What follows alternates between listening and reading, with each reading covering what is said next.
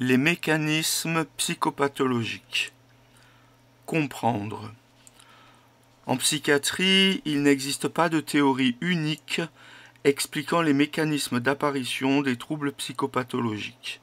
Chacun des modèles existants propose sa vision de l'homme normal ainsi qu'une vision des mécanismes qui président à l'apparition de la maladie.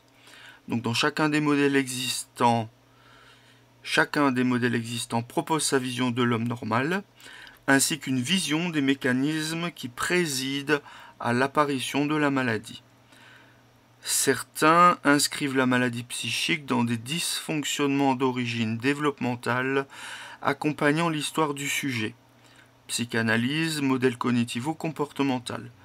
D'autres modèles proposent une lecture plus synchronique et place les pathologies dans le cadre du fonctionnement actuel du sujet lié à un défaut d'acceptation de soi, modèle humaniste, ou à une cristallisation de ses interactions avec son environnement le plus proche dans un équilibre problématique, modèle systémique.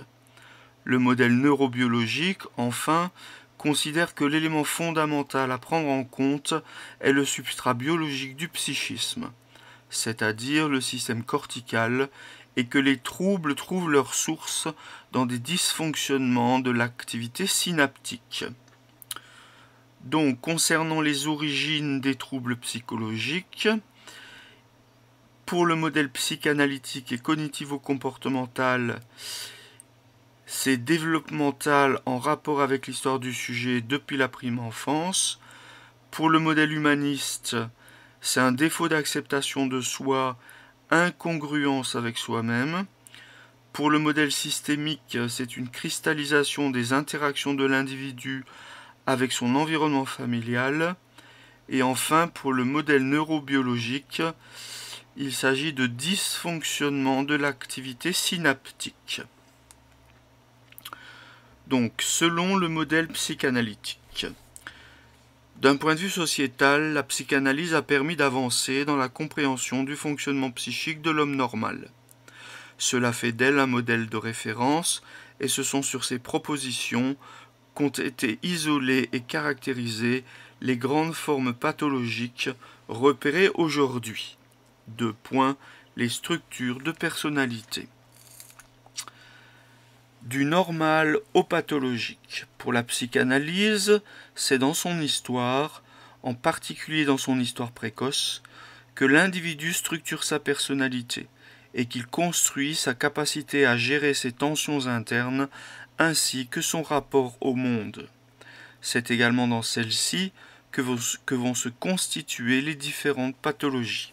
Donc c'est également dans celle-ci, dans son histoire précoce, que vont se constituer les différentes pathologies. Le fonctionnement psychique normal. L'existence d'un inconscient et son impact sur la qualité de vie et le comportement de l'individu est l'élément fondamental mis en évidence par la psychanalyse. À partir de cet inconscient, le point de vue psychanalytique permet d'appréhender le fonctionnement psychique à travers 3 démarches complémentaires. Une démarche descriptive, permettant de définir l'architecture du psychisme, une démarche dynamique, mettant au jour les notions de tension, de force et de conflit à l'œuvre dans le psychisme, une démarche économique, rendant compte de la recherche d'équilibre indispensable au bon fonctionnement de l'appareil psychique. L'individu normal est celui qui parvient à gérer ses tensions internes de manière suffisamment économique pour ne pas trop en souffrir et pour se montrer efficace dans sa vie sociale et familiale. Alors, démarche descriptive, démarche dynamique, démarche économique. Donc on va commencer par la démarche descriptive. Dans cette démarche, le psychisme comprend le système inconscient, préconscient, conscient. L'inconscient est l'espace psychique non accessible à la conscience de manière volontaire, dans lequel cohabitent des éléments pulsionnels et des désirs et souvenirs refoulés. Le préconscient est l'espace de stockage d'éléments non conscients, mais accessibles à la conscience de façon volontaire. entre parenthèses, les souvenirs. C'est aussi un espace de transformation dans lequel le système de pensée traite des informations sensorielles et émotionnelles afin de leur donner du sens et de devenir gérables par la conscience. Entre parenthèses, ce sont les représentations. Et enfin le conscient, qui est l'espace des événements internes traités par la conscience dans l'immédiat. Il permet la relation du sujet avec son environnement en temps réel. Dans son ouvrage Psychopathologie de la vie quotidienne, Sigmund Freud donne de nombreux exemples du fonctionnement psychique inconscient. Il parle des actes manqués en prenant l'exemple d'un homme qui, se promenant dans une rue, trébuche alors qu'il n'y a aucun obstacle sur le trottoir. En principe, la marche, une fois acquise, relève de mécanismes automatiques qui nous permettent d'éviter des obstacles sans vraiment les voir. Pourtant, notre homme trébuche. Pour Freud, il y a une raison à ce faux pas. Celle-ci est inconsciente et liée à la culpabilité. En effet, un instant avant de trébucher, notre marcheur a croisé une jolie jeune femme qui l'a regardé avec envie. Ce regard, masculin, renvoie à un désir érotique que l'éducation interdit d'exprimer en public. Cette interdiction est enfouie dans l'inconscient, ce qui fait que lorsque le marcheur croise et regarde la jolie passante, il ne se dit pas, consciemment, que son regard est osé, mais son inconscient le lui rappelle et le fait, entre guillemets, trébucher. Cette démarche analyse également 3 instances, le ça, le moi et le surmoi. Le ça est le réservoir d'énergie du sujet, qui tire sa force des pulsions et des désirs inconscients qui l'abritent. Le ça est régi par le principe de plaisir, c'est-à-dire qu'il tend systématiquement à la satisfaction des besoins générés par les pulsions. Le surmoi est une force structurante qui limite le sujet dans la satisfaction de ses pulsions. Il se construit progressivement, entre parenthèses, au cours de l'Oedipe, dans la confrontation et la prise en compte du sujet aux interdits sociaux qu'il intériorise. Le moi est l'instance qui assure la cohérence et l'adaptation du sujet à son environnement à travers un pôle fonctionnel, siège des fonctions cognitives, volonté, conscience, mémoire, et d'un pôle défensif, utilisant des mécanismes de défense qui le protègent lorsqu'il est face à ses difficultés. Donc je reprends, le moi est l'instance qui assure la cohérence et l'adaptation du sujet à son environnement à travers un pôle fonctionnel qui est le siège des fonctions cognitives, la volonté, la conscience, la mémoire, et d'un pôle défensif utilisant des mécanismes de défense qui le protègent lorsqu'il est face à des difficultés. Il se développe progressivement et gère en permanence les poussées du ça, c'est-à-dire les besoins, les pulsions, les désirs, et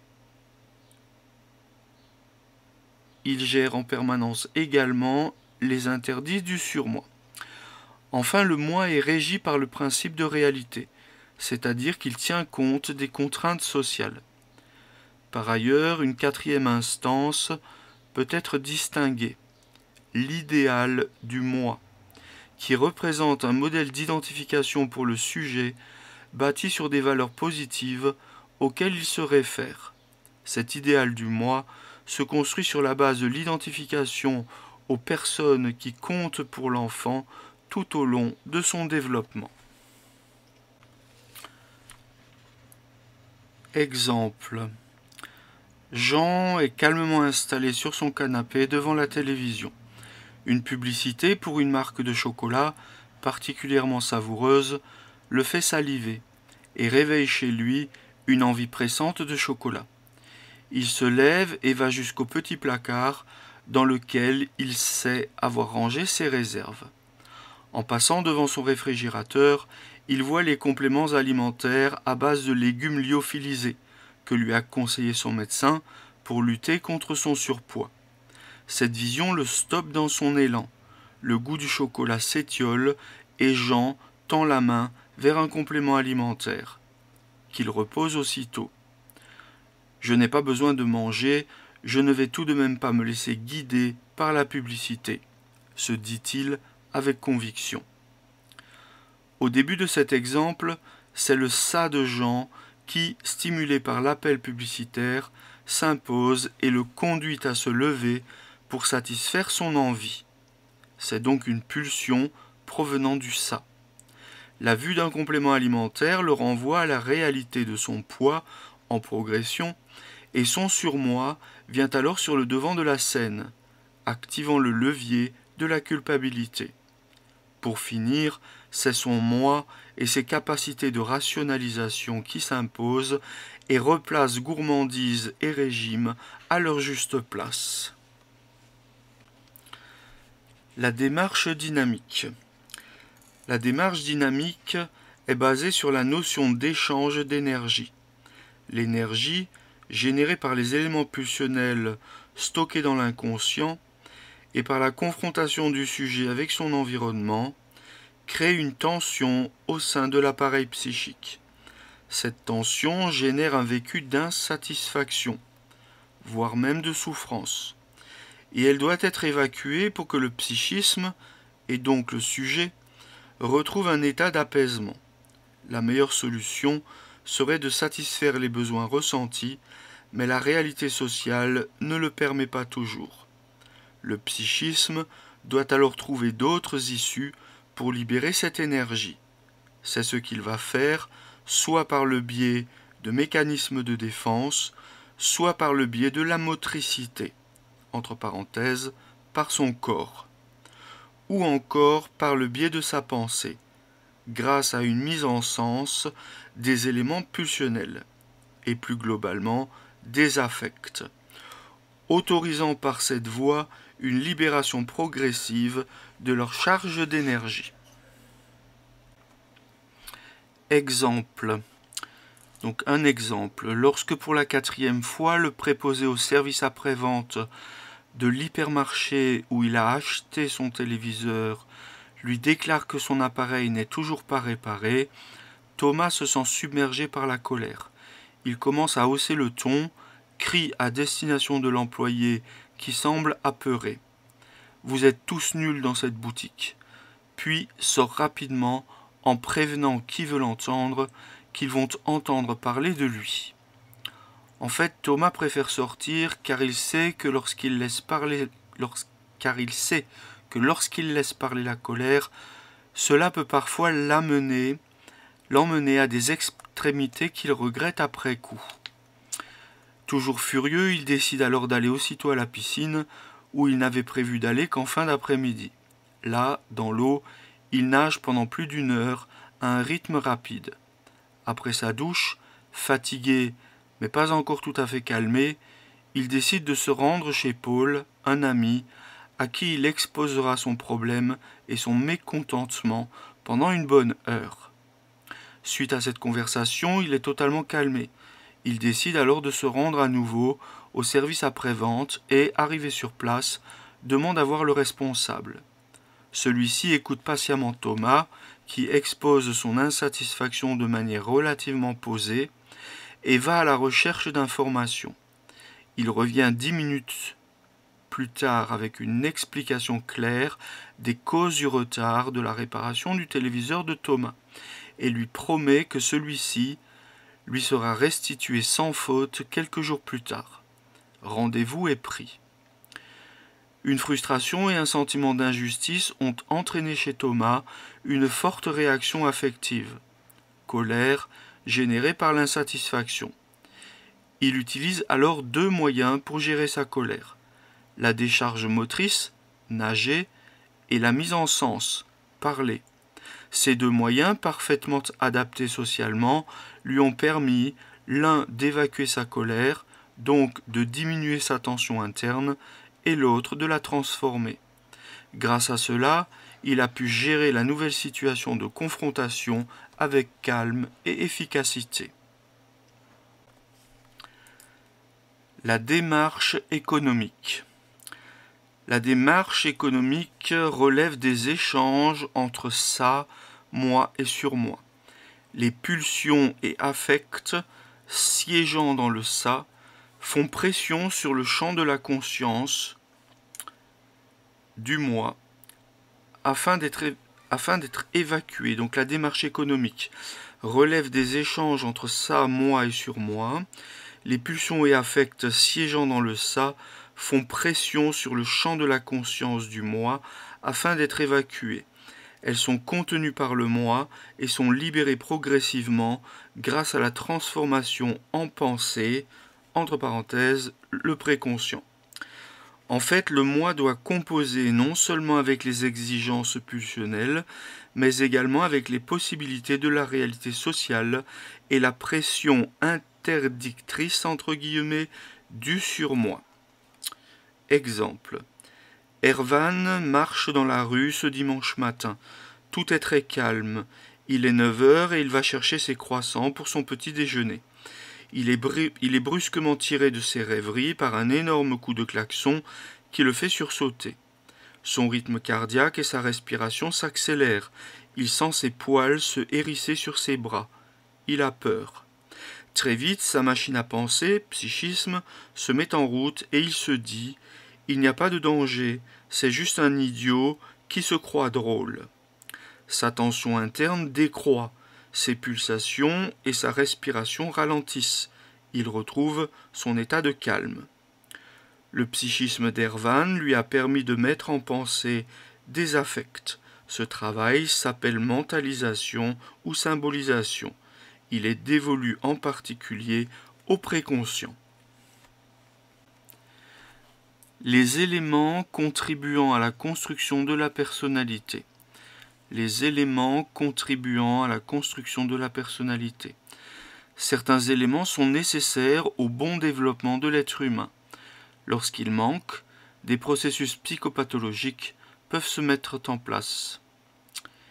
Les soins premiers dans leur dimension unifiante et personnalisante. Winnicott explique que c'est au travers des soins premiers prodigués au bébé que celui-ci va commencer à appréhender le monde et se construire en tant que sujet. C'est durant la gestation que se met en place ce qu'on appelle la préoccupation maternelle primaire. La mère se replie narcissiquement sur elle-même pour se préparer à l'accueil de son enfant, se centrant sur lui. Après la naissance, cet état va lui permettre de prodiguer au bébé des soins corporels et psychiques adéquats qui vont l'aider peu à peu à se sentir sujet. C'est au travers de ces soins que la fonction psychique du bébé va maturer et se structurer peu à peu. Winnicott explique que le soin et l'attention apportée aux soins corporels dispensés chaque jour ont une répercussion sur l'enfant dans la mesure où ceux-ci tiennent compte des besoins de son moi. Deux de ces besoins sont définis comme étant le holding et le handling. Le holding ou portage correspond à la manière dont la mère porte son bébé. Celui-ci doit se sentir soutenu, maintenu, contenu. C'est cette contenance qui lui permet de se sentir unifié. Certains types de portage peuvent se faire dans un manque d'assurance et de contenance, faisant ressentir au bébé la sensation d'être sur le point de tomber. Cela va lui donner une impression d'insécurité.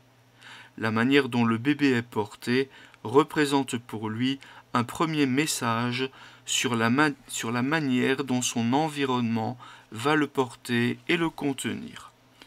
Le handling ou maintenance correspond d'une part à la rythmicité dans l'alternance de présence-absence bien tempérée et d'autre part à l'adéquation des soins apportés au bébé dans leur continuité. C'est la manière dont la mère effectue ses soins et surtout leur adéquation aux besoins de son bébé qui va peu à peu donner à celui-ci l'impression qu'il est une personne. Le handling a une fonction personnalisante. Exemple, Martha entend pleurer Tom, son bébé de 3 mois. Elle va le chercher dans son lit et le prend dans ses bras avec des gestes doux et contenants, tout en lui parlant avec gentillesse. Qu'est-ce qui se passe, mon chéri? Viens chez maman. Elle constate à l'odeur que Tom a souillé sa couche. Elle se rend dans la salle de bain et le pose doucement sur la table à langer. Sa gestuelle est harmonieuse et assurée. Elle reste en contact constant avec Tom, effleurant son corps de ses mains douces au fur et à mesure qu'elle lui enlève la couche sale, opère le nettoyage de ses fesses, puis remet une nouvelle couche en place. Elle constate que le nez de Tom est un peu sale. Elle le nettoie alors en douceur, faisant attention à ne pas lui faire mal. Elle sait qu'il n'aime pas qu'on lui touche le nez, car il fait toujours une petite grimace quand c'est le cas. Pendant qu'elle le rhabille, Tom babille tout en la regardant, et elle lui répond en souriant. Il a l'air de se sentir à l'aise et en sécurité. Les soins prodigués par Martha à Tom sont adaptés et tiennent compte de ses besoins et de sa personne. Ils aident Tom à prendre conscience qu'il est une personne. Autre exemple, Léa a une structure de personnalité limite. Elle vient d'avoir un bébé, François, et vit dans un foyer maternel où sont placées les mères nécessitant une surveillance et un accompagnement dans la relation mère-enfant. C'est l'heure du bain qui se fait sous la surveillance d'une éducatrice. Léa manipule François avec brusquerie, le porte comme un sac à patates, sans le maintenir contre elle. En le changeant, ses gestes sont mécaniques. Elle ne prend pas garde en le nettoyant au fait que les fesses de François sont rouges et irritées, et il se met à pleurer. Malgré les conseils constants de son éducatrice, Léa a du mal à intégrer un comportement maternant adapté. L'éducatrice est obligée de la reprendre quand elle maintient François de force, cherchant à lui nettoyer le nez sans douceur. Dès qu'il est propre, Léa le remet aussitôt au lit et le laisse pleurer. C'est son éducatrice qui lui conseille de le reprendre dans ses bras pour tenter de le calmer. Du fait de son état pathologique, les soins prodigués par Léa à son fils ne sont pas contenants, ils sont peu sécurisants et peu personnalisants. Il est fort probable que François doive être placé dans une famille d'accueil afin qu'il puisse recevoir des soins de holding et de handling adaptés, tout en recevant les visites de sa mère. Un accompagnement mère-enfant sera nécessaire. Un environnement permettant le développement de la perception de l'altérité. Donc un environnement permettant le développement de la perception de l'altérité. En passant du stade oral à l'Oedipe, l'enfant développe peu à peu une capacité à faire la différence entre moi et non-moi, entre intérieur et extérieur. C'est ce qui permet l'émergence de sa capacité de penser. Il est important de comprendre ce phénomène, étant donné que c'est la pensée qui est perturbée dans les processus psychopathologiques. En fait, la structuration psychique de l'enfant est tributaire de 2 processus fondamentaux: le développement de la perception de l'altérité et l'acquisition d'un appareil à penser, ses propres pensées. Ce qui contribue au développement de la perception de l'altérité. Donc dès les toutes premières heures, une partie importante de la relation mère-enfant s'élabore autour de l'alimentation du nourrisson. La sensation de faim provoque chez lui un malaise intense qu'il est incapable d'identifier du fait de son immaturité. Cette sensation provoque en lui une tension interne qui va en partie s'évacuer par un agir. Pleurs, gesticulation. Au tout début, la mère va répondre de façon immédiate aux besoins de son bébé, l'anticipant même. Dès qu'il est rassasié, la tension interne s'apaise. En fait, c'est la répétition de ces réponses positives qui crée les premières traces mnésiques, entre parenthèses, de satisfaction, chez le nourrisson. À ce stade, il ne différencie pas le saint de lui-même, car dans une forme de toute-puissance fantasmatique, il l'a créé. Entre parenthèses, c'est le trouvé créé dont parle Winnicott. Cependant, au fur et à mesure que l'enfant grandit, la mère reprend peu à peu ses investissements de vie, et de façon progressive, elle répond de manière moins immédiate aux besoins de l'enfant. Le bébé fait alors l'expérience de l'attente. C'est l'alternance mesurée de présence-absence de la mère qui lui fait découvrir l'altérité.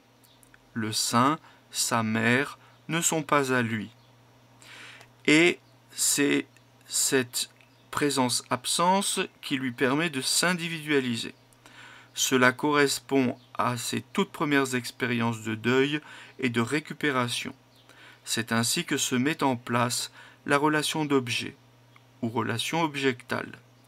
La relation d'objet définit le type de relation qu'entretient un sujet, ici le bébé, avec l'objet, c'est-à-dire le monde extérieur vers lequel se tournent ses pulsions et duquel il va essayer d'obtenir satisfaction. Dans chaque problématique psychique se met en place une relation d'objet particulière, les difficultés vécues par l'enfant durant son développement ayant eu une influence sur son rapport au monde. Exemple. Maxime a 8 mois. À chaque fois que sa mère s'éloigne de lui, entre parenthèses deuil, il pleure, puis il manifeste sa joie, les larmes encore dans les yeux, quand elle revient, entre parenthèses récupération.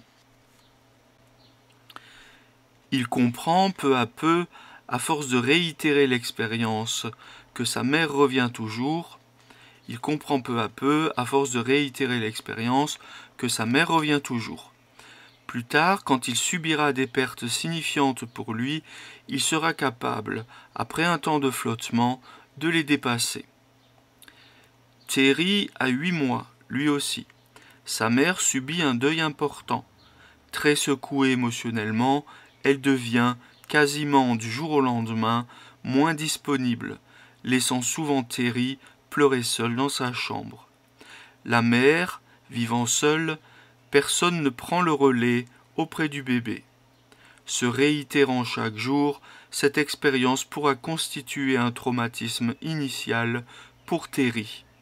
Au bout de quelques semaines, sa mère retrouvera un investissement normal vis-à-vis de lui, mais le traumatisme restera ancré en Terry.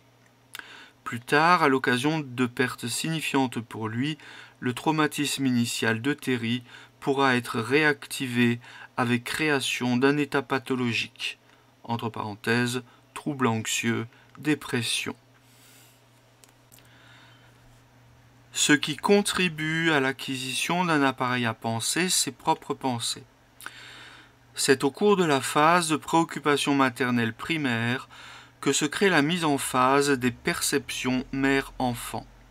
Après la naissance, la mère se met en capacité d'accueillir les états psychiques de son bébé, de les interpréter, de les lier aux siens, de les transformer, puis de les lui réadresser sous forme supportable.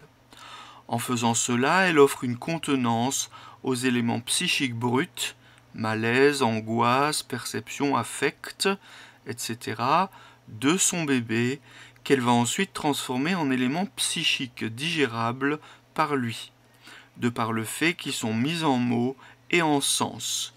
C'est ce que Bion nomme la fonction alpha. Et même si le bébé ne comprend pas le sens des mots prononcés par sa mère, il fait l'expérience réitérée de projeter vers l'extérieur ses contenus psychiques bruts vers un contenant, entre parenthèses l'appareil psychique maternel, capable de les mettre en sens, de les symboliser et de les lui restituer ainsi sous une forme assimilable par lui. Il va ainsi également intégrer progressivement la capacité de sa mère à les penser, donc à symboliser. On parle alors d'étayage sur le psychisme de la mère. Exemple. Mathilda est à la maternité. 2 jours plus tôt, elle a accouché de son premier enfant qu'elle a appelé Evan. Elle vient de le nourrir et maintenant qu'il est douillettement recroquevillé contre elle, sur son lit, elle le couve d'un regard attendri. Soudain, Evan se met à bouger, commence à faire des grimaces, puis se met à pleurer en gesticulant. Mathilda semble comprendre immédiatement ce qui se passe. Elle prend Evan dans ses bras, puis le pose contre son épaule, tout en lui parlant d'une voix douce. « Eh bien, qu'est-ce qui t'arrive, mon chéri? Tu as un rot qui est resté coincé? Attends, je vais t'aider à l'évacuer. » Elle lui tapote alors doucement le dos en lui disant des paroles rassurantes et affectueuses. Evan gesticule encore un peu, mais il ne pleure plus. Il semble attentif à la voix de sa mère. Il fait soudain un gros rot. « Eh bien voilà, dit aussitôt Mathilda, tu vas pouvoir te rendormir tranquillement maintenant. » Evan se rendort effectivement dès qu'elle le recouche contre elle. Evan a 1 an maintenant. Sa mère le promène en poussette dans une rue très passante. Elle l'a installé de façon à le voir et Evan ne la quitte pratiquement pas des yeux. Il a l'air inquiet. Sa mère lui rend ses regards et lui parle par intermittence. « Eh bien, il y a du monde aujourd'hui. Tu n'as pas l'habitude de cela, mon chéri. Rassure-toi, nous allons vite rentrer à la maison. » Soudain, un gros chien se met à aboyer juste à côté d'eux, et Evan, l'air très inquiet, commence à pleurer. Sa mère le prend alors dans ses bras, tout en continuant à lui parler pour le rassurer. Elle lui caresse la tête en lui souriant. « Rassure-toi, ce n'est qu'un gros chien. Il ne va pas te faire de mal, il n'a pas l'air content. La foule doit le perturber lui aussi. » Blotti tout contre sa mère, Evan se calme rapidement. Il regarde le chien qui continue d'aboyer tout en écoutant sa mère lui parler. À 3 ans, alors qu'il se promène à nouveau en ville avec sa mère qui le tient par la main pour le faire marcher à côté d'elle, Evan aperçoit soudain un chien qui est en train d'aboyer. Cela ne le perturbe pas. Il tend alors son doigt vers lui en disant « Gros chien, pas content ». Durant la croissance de son enfant, la mère va littéralement contenir celui-ci dans une enveloppe invisible constituée de présences rassurantes, d'attention et de soins. C'est l'addition de sa qualité de mise en pensée d'une part et sa capacité à être dans une alternance mesurée et adaptée de présence-absence d'autre part qui crée peu à peu chez l'enfant la capacité à se percevoir lui-même en tant que moi, c'est-à-dire en tant que sujet, et à percevoir l'altérité, c'est-à-dire l'objet. Dans l'infirmier en psychiatrie, les auteurs font un parallèle entre le soin et la position maternelle primaire face à son bébé. Le soin, à l'image de ce qui s'est passé entre la mère et son enfant durant la psychogenèse, repose pour une bonne part sur notre capacité à transformer les émotions et les éléments psychiques bruts de nos patients en contenu, paroles et mise en sens plus secondarisés et donc plus apaisants et intégrables par eux. Donc, dans l'infirmier en psychiatrie, les auteurs font un parallèle entre le soin et la position maternelle primaire face à son bébé. Donc le soin infirmier, à l'image de ce qui s'est passé entre la mère et son enfant durant la psychogenèse, repose pour une bonne part sur notre capacité à transformer les émotions et les éléments psychiques bruts de nos patients en contenu, paroles et mise en sens, plus secondarisés et donc plus apaisants et intégrables par eux. Le soin relationnel permet donc un véritable étayage sur le psychisme du soignant.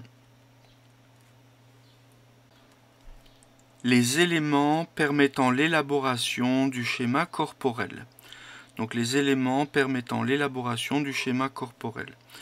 Le schéma corporel correspond à l'image de son corps telle que la perçoit un sujet, tant à l'état statique que dynamique. Donc le schéma corporel correspond à l'image de son corps telle que la perçoit un sujet, tant à l'état statique que dynamique. L'élaboration de cette image interne se fonde sur des données sensorielles interoceptives, entre parenthèses viscères, proprioceptives, entre parenthèses muscles, articulations, et extéroceptives, entre parenthèses peau, surface. Elle s'est élaborée en s'appuyant sur ce que l'on nomme le stade du miroir. Vers 1 an, l'enfant comprend que l'image qu'il voit dans le miroir est son propre corps. Il commence à se percevoir comme un tout unifié. C'est la mère qui, en lui disant « ce que tu vois là, c'est toi », lui permet de s'identifier à l'image réfléchie. Cette image se construit donc petit à petit chez l'enfant. On considère qu'elle n'est pleinement ressentie que dans sa 6e année. Suivant sa problématique psychique spécifique, chaque personne va avoir une manière différente d'appréhender son schéma corporel. L'introduction du tiers. S'il a été prouvé scientifiquement qu'un bébé reconnaît très tôt la présence du père, la fonction symbolique de celui-ci n'est pleinement intégrée qu'au moment de l'Oedipe. Le père est alors celui qui vient se poser en tant que tiers, qui vient rompre la fusion de la dyade mère-enfant. Il représente alors la limite, l'interdit, entre parenthèses de l'inceste, le principe de réalité faisant face au principe de plaisir. Dans la névrose, le tiers est intégré, la personne tient compte du réel et de ses limites. Dans la psychose, le tiers est ignoré et la personne va donc avoir tendance à ignorer les limites du réel. Dans les états limites, le tiers est connu, mais la personne n'en tient pas compte et elle est dans un déni constant du principe de réalité. Le développement psychopathologique. Selon le modèle analytique, la normalité contient en germe des tensions internes ainsi qu'une certaine dose de souffrance. La pathologie apparaît lorsque la souffrance, due à une gestion inconsciente inadéquate des tensions, devient trop importante et ne permet plus au sujet de s'investir de façon satisfaisante dans sa vie affective, sociale et ou professionnelle. Cette souffrance excessive se manifeste par des symptômes qui renvoient moins à des difficultés actuelles qu'à des situations de détresse antérieures, situations ayant participé au développement du sujet et à la structuration de son rapport au monde et à lui-même. Chaque état pathologique est caractérisé par une manifestation symptomatique, une structure de personnalité. Donc une manifestation symptomatique, c'est-à-dire des signes cliniques observables tels qu'un délire, des obsessions, des phobies, etc. Une structure de personnalité qui sous-tend l'ensemble des symptômes et leur donne une cohérence. Il y a 3 types de structures, névrotique, psychotique et limite. Aux origines de la névrose. Le terme de névrose correspond à des organisations pathologiques caractérisées par une symptomatologie qui est l'expression symbolique d'un conflit trouvant ses racines dans l'histoire du sujet. Donc le terme de névrose correspond à des organisations pathologiques caractérisées par une symptomatologie qui est l'expression symbolique d'un conflit trouvant ses racines dans l'histoire du sujet. L'échec du refoulement. Les symptômes névrotiques constituent un compromis entre le désir, c'est-à-dire le ça, et la défense, c'est-à-dire le surmoi. Le mécanisme de défense préférentielle qui protège le sujet des angoisses provoquées par ce conflit interne, émergeant entre ces deux instances, est le refoulement. La symptomatologie névrotique apparaît quand le refoulement n'est plus suffisamment opérant. Pour faire face au retour du refoulé, la personne se rigidifie sur des défenses. Donc pour faire face au retour du refoulé, la personne se rigidifie sur des défenses et développe des symptômes. Obsession, phobie, rituel selon les cas, qui la protègent de ses angoisses, dans une certaine mesure, mais qui vont invalider sa vie. Des expériences de vie insuffisamment subjectivées. L'existence actuelle d'une personne s'inscrit dans la trame composée de toutes ses expériences passées. Quand ces dernières n'ont pas été suffisamment parlées, symbolisées et soutenues, le sujet peut alors plonger dans des états de détresse. C'est alors comme si le présent s'abolissait pour lui et qu'il ne vivait le présent qu'à la lumière de ses douleurs passées. Exemple, Madame Duchemin. Madame Duchemin a 39 ans et elle a vécu un deuil très important alors qu'elle avait 15 ans.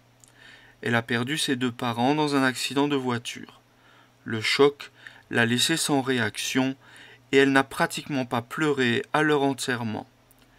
Elle a alors été recueillie par une tante qui l'a fait plus par devoir que par envie, et elle a réussi à construire sa vie de façon normale.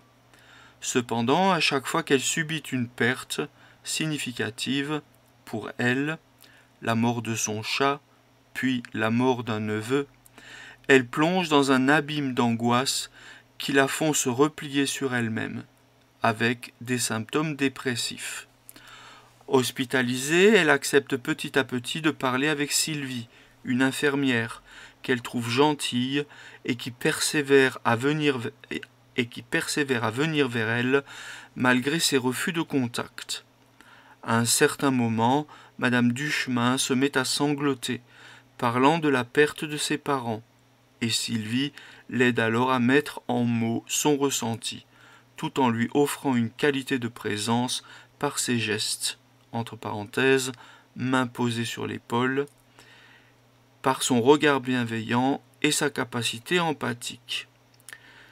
Les expériences traumatiques insuffisamment subjectivées, c'est-à-dire mises en mots, de Madame Duchemin, ont refait surface à l'occasion d'un traumatisme moins important.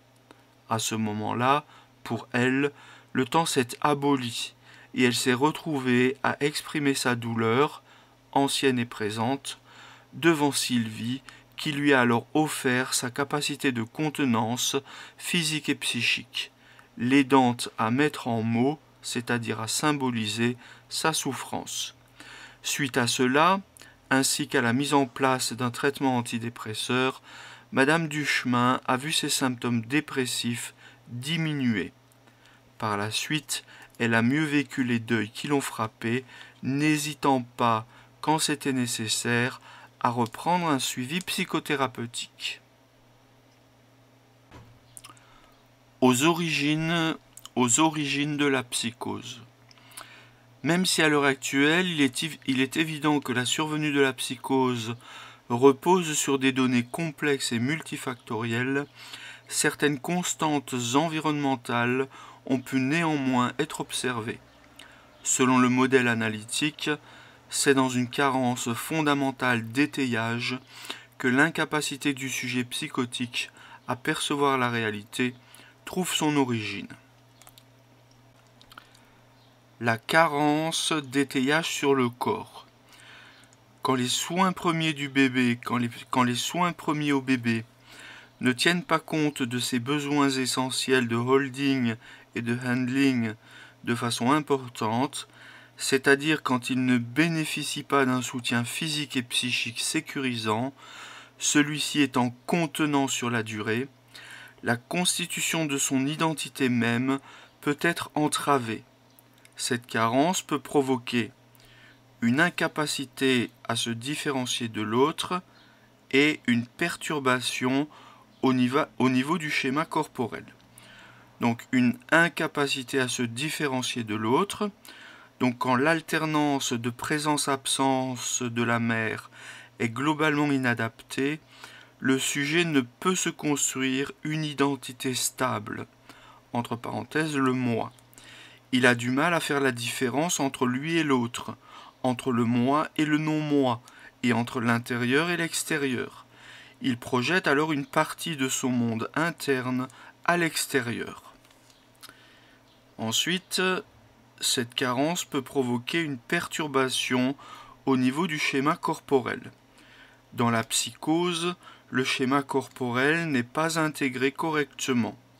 N'ayant pas été suffisamment contenu physiquement et ne disposant pas d'un moi unifié qui lui permette de se percevoir lui-même de façon unifiée, le sujet psychotique se perçoit comme morcelé. Il peut avoir la perception que son corps se déforme, se transforme, se scinde, etc. Son schéma corporel est donc perturbé. À chaque fois que le soignant entre en contact avec une personne psychotique, il doit faire l'effort de partir à la découverte du type de perception que celle-ci a de son corps. Et il est important qu'il réfléchisse à la manière de l'aborder au niveau corporel, chacun étant différent. La carence d'étayage sur l'appareil à penser de la mère. La carence d'étayage sur l'appareil à penser de la mère. Chez le sujet psychotique, il y a une incapacité à pouvoir penser ses pensées, c'est-à-dire à symboliser. Il semble que la mère n'ait pas pu assurer une fonction d'étayage psychique suffisant, pour diverses raisons. Psychose, dépression, deuil, maladies organiques nécessitant de fréquentes hospitalisations, etc. Elle n'a pas été globalement en mesure de reconnaître et nommer les pulsions de son bébé, et celui-ci est alors resté aux prises avec ses impressions sensorielles et émotions inchangées, entre parenthèses le ça, et celles-ci l'ont littéralement intoxiqué psychiquement. Il est resté aux prises avec ses angoisses primitives. Il s'est vu dans l'incapacité de transformer ses contenus pulsionnels en pensées cohérentes, et les a alors projetés de façon massive vers l'extérieur. Ceux-ci sont alors revenus vers lui sous forme de délire et ou d'hallucination, entre parenthèses, ses perceptions, d'une part. Et il a développé une tendance à les mettre en acte de façon directe, mise en scène immédiate de la pulsion dans le champ externe, d'autre part. Exemple. Donc un exemple, Anita est schizophrène. Elle déteste se regarder dans un miroir car elle se voit alors avec la tête coupée en deux. Un matin, elle aperçoit son reflet dans la vitre de l'une des portes du service. Très angoissée, elle court aussitôt vers le bureau infirmier et elle interpelle Myriam, une infirmière qu'elle apprécie. « Myriam, j'ai la tête coupée en deux. Il faut absolument que vous me la remettiez en place. » Myriam s'avance alors calmement vers elle et elle lui dit d'une voix rassurante « Tout va bien aller, Anita, rassurez-vous. » Sachant par expérience que cela va calmer la jeune fille, elle prend celle-ci dans ses bras avec un mouvement contenant et elle lui caresse la tête tout en lui répétant « Vous êtes toute tremblante, vous semblez très angoissée. Tout va bien, votre tête va bien. » Au bout d'un instant, Anita se calme.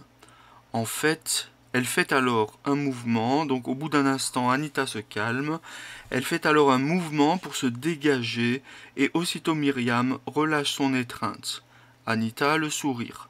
Elle dit à Myriam, avant de sortir, « Merci de m'avoir reconstruit ma tête. » Anita était en proie à une intense angoisse de morcellement, basée sur la perception de se sentir coupée en deux. Connaissant sa tolérance à être touchée, Myriam l'a prise dans ses bras dans une attitude contenante et rassurante. Elle a ensuite caressé l'ensemble de sa tête afin de lui permettre de l'éprouver comme étant entière. Elle a accepté dans son psychisme les projections délirantes d'Anita avec calme et lui a restitué verbalement des éléments du réel, ainsi que ses émotions, afin que celle-ci puisse se les approprier.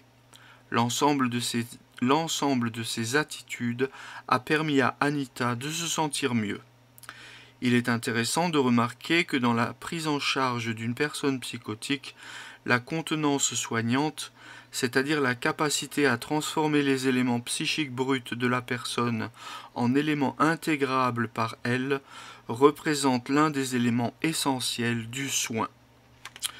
Pour le soignant, il est important de comprendre que le sujet psychotique vit dans un monde intérieur terrifiant.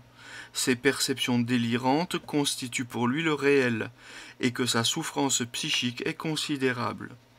Il vit en quasi-permanence dans l'angoisse d'être anéanti, de ne pas exister, de se morceler. Suivant l'importance des troubles, tous ces domaines de vie pourront être atteints. Aux origines des états limites. Donc aux origines des états limites, donc après aux origines de la psychose, après aux origines de la névrose, on arrive aux origines des états limites. La perte précoce de l'objet. Les facteurs environnementaux semblent prépondérants dans l'apparition des pathologies limites. L'histoire des sujets qui en souffrent est marquée par des traumatismes précoces survenus durant l'enfance. Séparation ou perte précoce, maltraitance, négligence émotionnelle grave. L'objet, c'est-à-dire la mère, l'autre, a été présent durant un certain temps, puis il est venu à manquer de façon brutale. Souvent, l'enfant a été trahi par un adulte. Viol, inceste, agression physique. L'appareil psychique, encore immature de l'enfant, a alors été débordé et s'est montré incapable de gérer la détresse ressentie. Le développement de l'attachement à l'adulte a été insécurisant. Points clés, les points clés à retenir. Donc selon le modèle analytique, c'est dans l'histoire précoce du sujet que ces problématiques psychiques trouvent leur origine. L'état pathologique apparaît quand la souffrance due à une gestion inadéquate et inconsciente des tensions internes devient trop importante, empêchant le sujet de s'investir dans sa vie affective, sociale et professionnelle de façon satisfaisante. Il existe 3 grands types de structures de personnalité. Les névroses qui apparaissent chez un sujet dont le moi est constitué. La névrose manifeste un conflit symbolique qui va s'exprimer au travers de la symptomatologie présentée par la personne. La maladie névrotique apparaît quand les mécanismes de défense, notamment le refoulement, ne sont plus suffisamment opérants et que l'angoisse envahit la personne, invalidant sa vie. Ce qui a été refoulé s'exprime sous la forme de symptômes divers. Phobie, obsession, conversion, etc. C'est ce qu'on appelle le retour du refoulé. Ensuite, autre grande structure de la personnalité, les psychoses, qui apparaissent quand il y a carence ou discontinuité grave d'étayage, soutien psychique et physique de la part de l'environnement immédiat. Les conséquences sur le sujet sont une incapacité à constituer un fonctionnement psychique opérant, à se différencier de l'autre, ainsi qu'une perturbation au niveau du schéma corporel. Le développement opérant de la structuration psychique d'un enfant est donc tributaire de 2 choses importantes. Le développement de sa perception de l'altérité, donc le développement de sa perception de l'altérité et l'acquisition d'un appareil à penser les pensées. Des carences environnementales importantes peuvent les perturber et les empêcher, générant ainsi des troubles psychotiques. Et enfin, autre type de structure de personnalité, l'état limite, qui apparaît quand il y a une perte précoce de l'objet sécurisant, maltraitance, abandon, etc. L'objet a été là de façon opérante au départ, puis il a manqué, plongeant l'enfant dans l'insécurité et l'angoisse. La contenance soignante correspond à la capacité du soignant à transformer les contenus psychiques bruts que le patient projette sur lui en éléments intégrables par lui, entre parenthèses, par la parole.